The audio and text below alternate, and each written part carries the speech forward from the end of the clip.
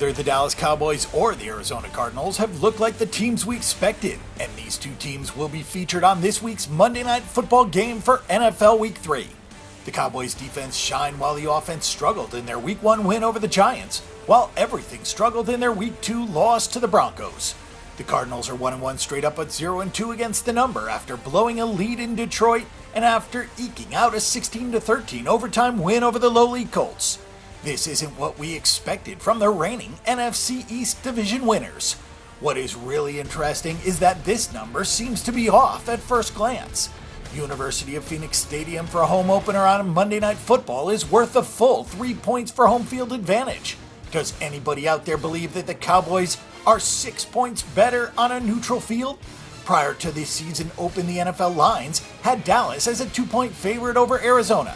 If we consider the loss of David Johnson as a 1-point adjustment, 1.5 at the most, then this line is right where it would have been back in August.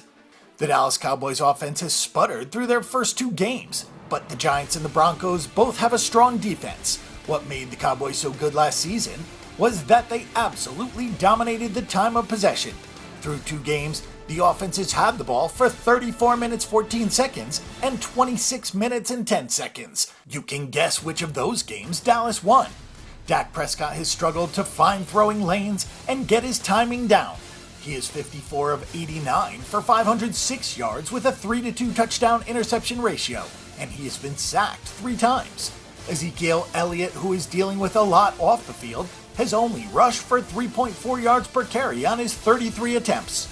Dez Bryant has only hauled in 9 of his 25 targets. If the big playmakers can't get going for any team, they're going to struggle.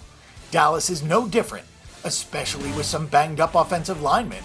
After all, the Dallas Cowboys had just 1 rushing first down in Week 2. The Giants only managed 4.4 yards per play against the Cowboys, but that may be a bigger indication of how bad the Giants' offense is, since the Cowboys allowed 5.2 yards per play to the Broncos, who were pretty efficient on the ground with 4.6 yards per carry. The patchwork secondary will be tested by Carson Palmer, who has already thrown the ball 84 times through 2 games. The pass defense has played well though through 2 weeks, though neither the Giants nor the Broncos possess a great aerial attack. Overall, it is hard to get a read on this defense with just 2 games behind us. The Cowboys do have 5 sacks over the first 2 games, which may be a sign that the team is more comfortable with its situation in the secondary with their off-season draft picks and signings. It has not been a good look through the first 2 games for the Arizona Cardinals. Carson Palmer isn't going to hold up if he has to throw the ball 41 times per game. Somebody needs to open up some holes and help Arizona achieve some balance. That will be easier said than done without David Johnson. The Cardinals have 84 pass attempts against 43 rushing attempts, and that's not because of game flow or game theory. That's because they just cannot run the football.